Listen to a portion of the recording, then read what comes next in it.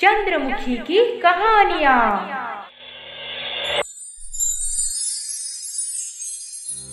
Hello दोस्तों, ये episode शुरू होने से पहले अगर आपने हमारे चैनल को सब्सक्राइब नहीं किया है तो जल्दी से सब्सक्राइब करके बेल आइकॉन दबा दीजिए, क्योंकि ये कहानी बहुत ही रोमांचक है। और डिस्क्रिप्शन बॉक्स में दिए हुए लिंक्स को क्लिक करके पिछले एपिसोड जरूर देख लीजिए।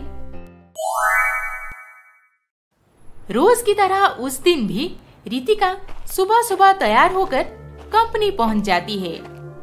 आज कैसे भी करके जल्दी जल्दी सारा काम खत्म करना होगा, तभी जाकर कुछ टाइम मिलेगा बाकी इम्पोर्टेंट डेटा कॉपी करने के लिए।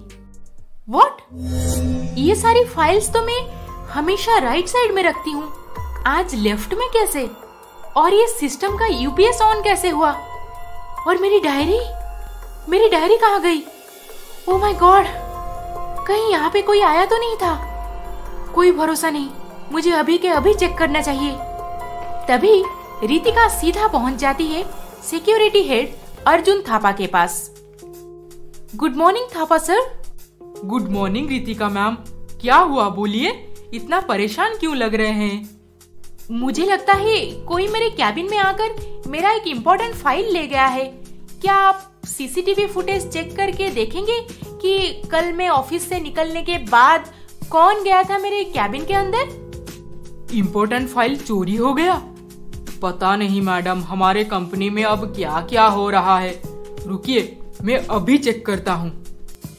सीसीटीवी फुटेज अच्छे से चेक करने के बाद थापा की नजर पड़ी एक काला जैकेट और टोपी पहने हुए आदमी पर, जो कंपनी का एम्प्लॉय तो नहीं था, पर वो पिछले 5 दिन से आधी रात को कंपनी में आकर सबके कैबिन में कुछ चेक कर रहा था।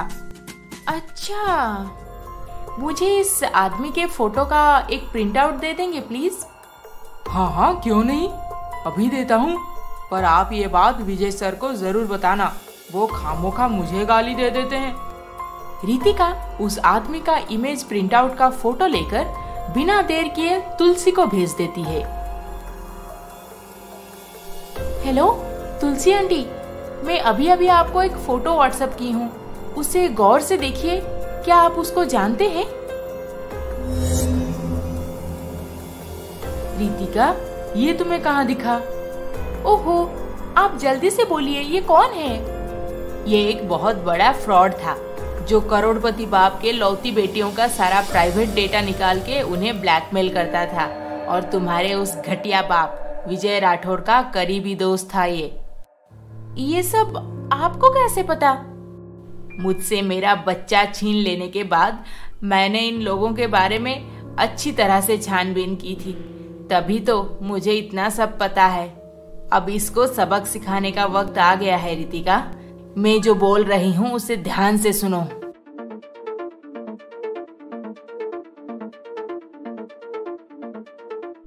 तुम्हें इस तरीके से सब कुछ करना होगा। आप देख रहे हो? क्या देखना था? आपका बेटा आजकल बहुत बदल गया है, बात बात पे गुस्सा हो जाता है, ऐसे ऐसे बातें बोल देता है जैसे लगता है वो हमारा बेटा है ही नहीं और उसे हम कहीं से उठा के ले आए हैं। अच्छा, ऐसे बोल रहा है? हाँ, उस दिन आप रितिका से शादी की बात करने के बाद से थोड़ा खुश लग रहा है। मैं तो चाहती हूँ जल्दी से उसकी शादी करवा दे। हाँ, ये बेहतर होगा अनीता। वैसे इस संडे को तो रितिका हमारे घर पे आ ही रही है, फिर उससे पूछ लेंगे कब उसके पेरेंट्स से मिलने आए।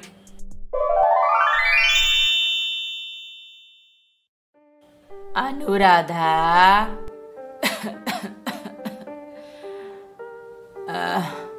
मेरी तबीयत तो खराब होती रहती है, तू क्यों इतना चिंता कर रही है?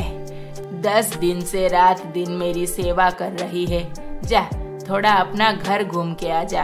क्या पता तेरा पति शायद तेरा इंतजार कर रहा होगा। वो और मेरा इंतजार? वो तो दिन रात अपने दोस्त खुराना के साथ मिलकर बस बिजनेस के बारे में सोचते रहते हैं। अनुराधा। अच्छा ठीक है माँ जी, आप बोल रहे हैं तो मैं जरूर जाऊंगी आज। हाँ, फाइनली हमारे शादी के 5 महीने बाद आज आप अपने घर लेके आए हैं। अनीता डार्लिंग, तुम्हारे बंगलो के सामने मेरा ये घर तो सर्वेंट क्वार्टर लग रहा है, इसीलिए तुम्हें यहाँ पे लाने को मन ही नहीं करता था। जैसा भी हो, ये मेरे पति का घर है। चलो ना, अंदर चलते हैं।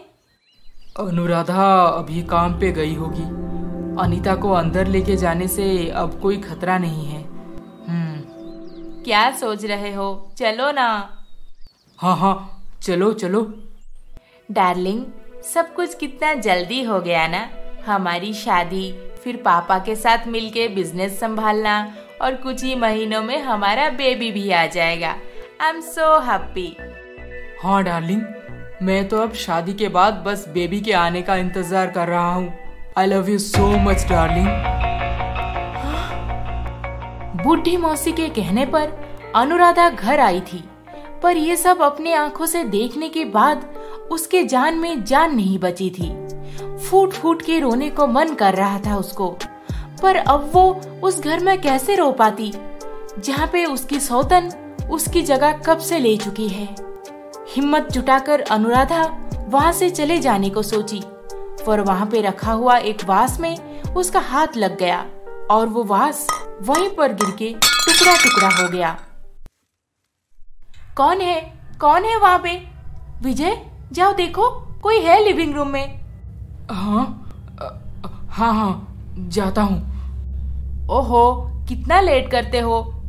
कौन है? अनीता तुरंत ही बाहर आकर अनुराधा को देख लेती है। कौन हो तुम, और यहाँ पे क्या कर रही हो? मैं ये तो हमारी नौकरानी है, इसे घर का काम करने रखे हैं। हे, तू यहाँ पे क्या कर रही थी?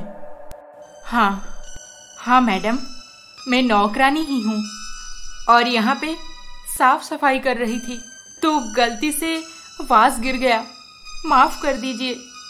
तुमने मेरा वास तोड़ दिया? निकल जाओ यहाँ से, तुम्हारे यहाँ पे काम करने की कोई जरूरत नहीं।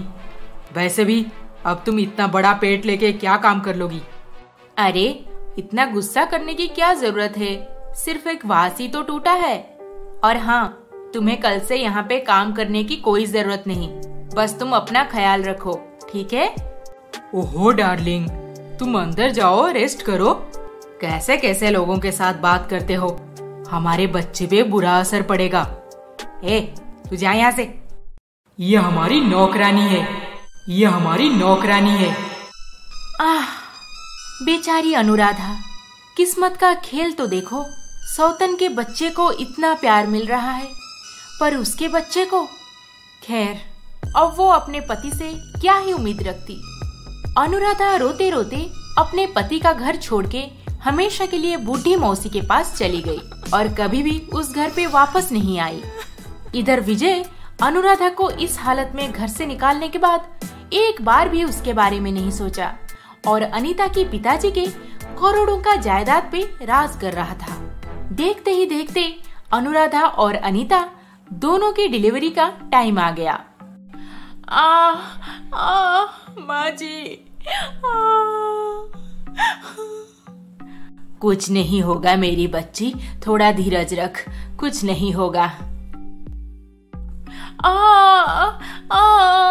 बहुत दर्द हो रहा है। और थोड़ा बर्दाश्त कर लो डार्लिंग, मेरा बेटा आने वाला है। अगर बेटी हुई तो मैं उसे मार दूंगा। तो क्या फर्क पड़ता है, उससे भी मैं उतना ही प्यार करूंगा।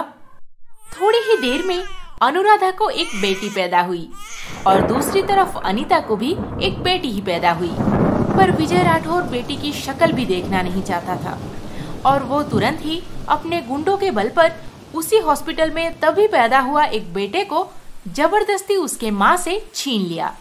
बेचारी अनीता बेहोश थी, उसे इस घटना के बारे में कुछ भी पता नहीं चला। विजय सर, अब आपके बेटी का क्या करेंगे? इसे ले जाओ और खुराना को दे देना, उसे पता है इसे मार के अब कैसे ठिकाने लगाना है। जाओ जल्दी करो, अनीता को होश आने से पहले ही सारा काम तमाम कर दो। एक इंसान और कितना गिर सकता है। पर उस दिन विजय राठौर का दिन था। कोई उसका कुछ बिगाड़ नहीं पाया और वो अपने हिसाब से सब कुछ करता रहा। और आज हेलो, डिसोजा बोल रहा हूँ। मेरा इन्वेस्टिगेशन खत्म हो गया है। जल्दी से बोलो, कौन है वो? नहीं, ऐसे थोड़ी बोल दूंगा। मैं आपके पास पहुंच रहा हूँ। आपके सामने पूरी प्रूफ के साथ उस शातिर इंसान का पर्दाफाश करूंगा। मेरा पेमेंट तैयार रखना। हाँ, तुम्हें उम्मीद से भी ज्यादा पैसे मिलेंगे। अब जल्दी से उसका नाम बता दो हमें। नाम तो मैं पैसे लेने के बाद ही बताऊंगा खुराना। बस इतना जान लो, इस सब के पीछे एक लड़की है। लड़की? थोड़ी ही देर में डिटेक्टिव पीटर डिसोजा विजय राठौर से मिलने उसके कंपनी में पहुंचा। पर ये क्या, पुलिस और विजय राठौर के कंपनी के सामने? आपके नाम पे वारंट है। You are under arrest mister D'Souza. इसके आगे क्या होने वाला है, ये जानने के लिए हमारा अगला एपिसोड देखना ना भूलें। और अभी तक आपने हमारे चैनल को सब्सक्राइब नहीं किया है तो जल्दी से सब्सक्राइब करके बेल आइकॉन दबा दीजिए। अरे, इस वीडियो को लाइक, शेयर, कमेंट करना ना भूलें। जल्द ही मिलेंगे अगले एपिसोड के साथ। नमस्ते।